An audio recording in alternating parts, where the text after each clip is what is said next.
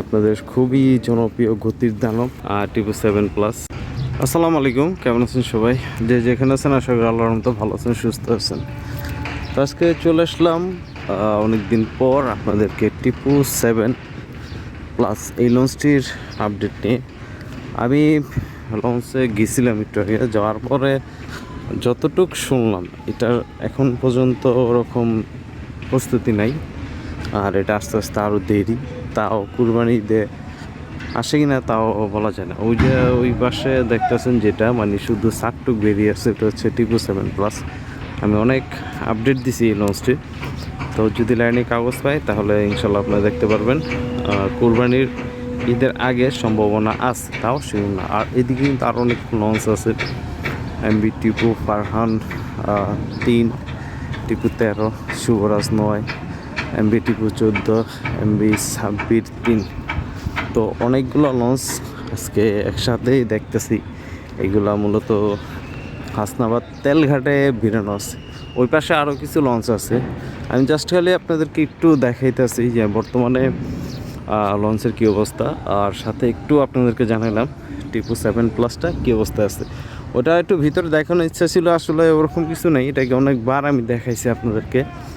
আর এটা হচ্ছে dredger, ভালুকাটা dredger, crore crore টাকার সম্পদ পড়ে আছে। ওইখানে আছে হচ্ছে ইমাম হাসান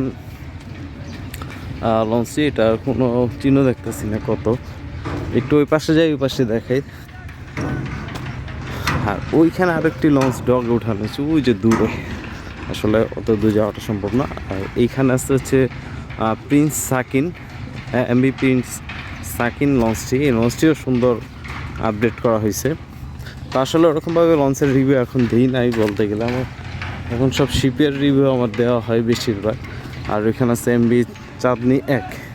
তো এই হচ্ছে আমাদের যে সকল লঞ্চগুলো আছে, আমাদের যেগুলা সদরঘাট টু অন্যান্য ডিস্ট্রিক্টে যায়, অন্যান্য জেলায় যায়, সেসব লঞ্চগুলো এখানে বিরানো।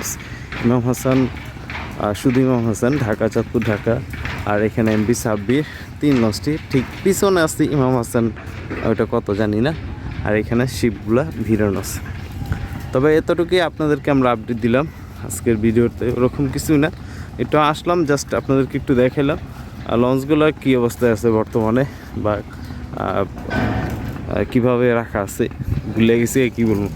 আর একটু ওই পাশটা দেখাই, তারপর ইনশাল্লাহ ভিডিওটা আমি শেষ পর্যায়ে চলে যাবো। তো আমি এই দিকটাতে আবার চলে আসলাম।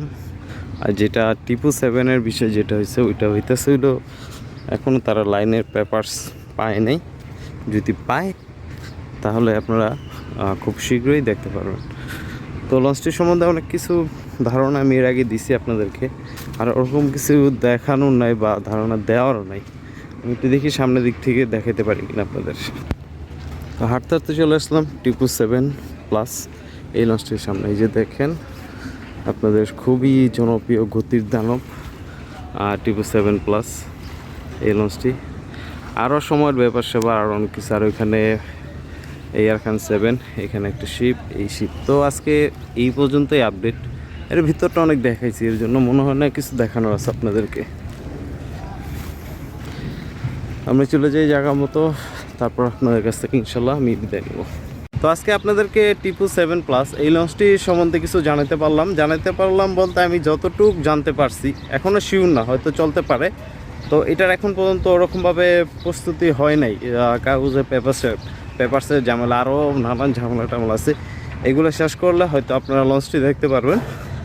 আর এর আগে বলছিল যে গত রোজার আগেও শুনছিলাম কুরবানির আগে চলার সম্ভাবনা আছে। তো অনেকগুলো লঞ্চ একসাথে দেখালাম। আশা করি আপনাদের এই ভিডিওটা আপনাদের ভালো লাগবে। আর যদি ভালো লাগে চ্যানেলটা ঘুরে আসতে পারেন, সাবস্ক্রাইব করতে পারেন, ফেসবুকে চ্যানেলে ফলো দিতে পারেন। যারা মুসলমান আছেন সকলে ইনশাল্লাহ 5 ওয়াক্ত নামাজ পড়বেন, আর ইনশাল্লাহ সকলেই রোজা রাখার চেষ্টা করবেন। সে পর্যন্ত সকলে ভালো থাকবেন, সুস্থ থাকবেন। আল্লাহ হাফেজ।